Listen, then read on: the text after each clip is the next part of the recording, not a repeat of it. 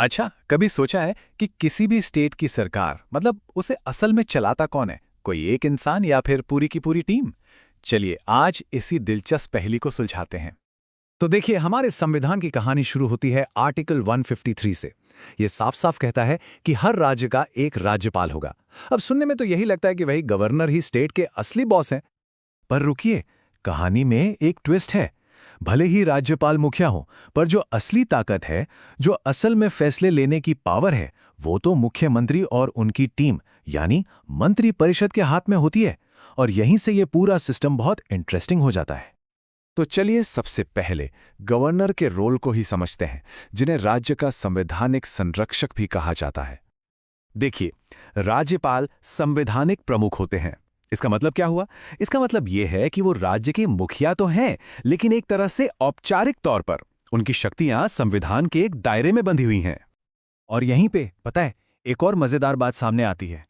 Article 154 कहता है कि स्टेट की सारी एग्जीक्यूटिव पावर वो तो गवर्नर में ही है। इसका सीधा मतलब यह हुआ कि भाई कागजों पर तो राज्य का हर काम गवर्नर के नाम से ही किया जाता है। और हाँ, उनके पास कुछ बहुत ही महत्वपूर्ण शक्तियां भी होती हैं। जैसे उनकी नियुक्ति सीधे राष्ट्रपति करते हैं और वो कुछ मामलों में सजा को माफ या कम भी कर सकते हैं। तो जाहिर है, उनका पद बहुत अहम है। तो फिर सवाल घूम फिर कर वहीं आ जाता है कि अगर सारे काम गवर्नर के नाम पर हो रहे हैं, तो फिर असली पावर सेंटर कौन है? तो इसका जवाब ये है कि राज्य में दरअसल दो तरह के प्रमुख होते हैं।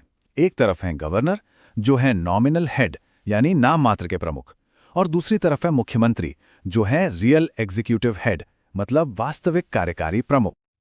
पर यह सोचने वाली बात है ना, कि आखिर हमारे संविधान ने यह दोहरी व्यवस्था बनाई ही क्यों? एक ही मुखिया क्यों नहीं रखा? चलिए इसके पीछे की वजह समझते हैं। इस सवाल का जवाब हमें मिलता है काउंसिल ऑफ मिनिस्टर्स यानी मंत्री परिषद की भूमिका में, जो असल में सरकार को चलाती है। आर्टिकल 163 कहता है कि गवर्नर की मदद और सलाह के लिए एक मंत्री परिषद होगी, जिसके हेड होंगे मुख्यमंत्री। और मजे की बात यह है कि यही सलाह असली शक्ति का स्रोत है, क्योंकि गवर्नर को आमतौर पर इसी सलाह पर काम करना होता है। अब देखिए ये पूरा सिस्टम काम कैसे करता है। सबसे पहले गवर्नर उस लीडर को चीफ मिनिस्टर बनाते हैं जिसके पास असेंबली में मेजॉरिटी होती है। फिर चीफ मिनिस्टर की सलाह पर बाकी मिनिस्टर्स को चुना जाता है। और सबसे सबसे जरूरी बात यह है कि ये पूरी काउंसिल ऑफ मिनिस्टर्स ये विधानसभा के प्रति जवाबदेह होती है, मतलब सीधे सीधे जनता के चुने हुए नुमाइंदों के प्रति।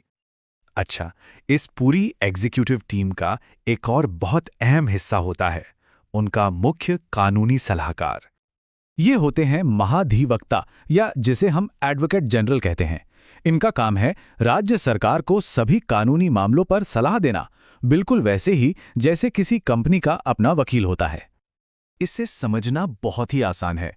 जैसे सेंट्रल गवर्नमेंट के लिए अटॉर्नी जनरल होते हैं, ठीक वैसे ही स्टेट गवर्नमेंट के लिए एडवोकेट जनरल होते हैं। रोल बिल्कुल एक जैसा। तो अब हम इस पूरी चर्चा के अंत में सबसे बड़े सवाल पर आते हैं। भाई, इस पूरी कॉम्प्लेक्स व्यवस्था का आखिर मकसद क्या है? देखिए, इस सिस्टम का सबसे बड़ा मकसद है संसदीय लोकतंत्र को बनाए रखना। यह व्यवस्था ये पक्का करती है कि असली ताकत उन लोगों के हाथों में रहे जिन्हें जनता ने चुना है, और वो लोग अपने हर काम के लिए विधानसभा के सामने जवाबदेह हों। और आप देखिए, यही खूबसूरत मॉडल नेशनल लेवल पर भी काम करता है। जैसे सेंटर में प्रेसिडेंट और प्राइम मिनिस्टर हैं, ठीक वैसे ही स्टेट्स में गवर्नर और चीफ मिनिस्टर हैं। यह हमारे लोकतंत्र की एक बहुत ही सुंदर सिमेट्री है। तो आखिर में एक सवाल छोड़ जाते हैं। एक अच्छी सरकार चलाने और एक मजबूत लोकतंत्र को बनाए रखने के लिए नाम मात्र और वास्तविक शक्तियों के बीच ये बैलेंस, ये संतुलन कितना जरूरी है, इस पर जरूर सोचिएगा।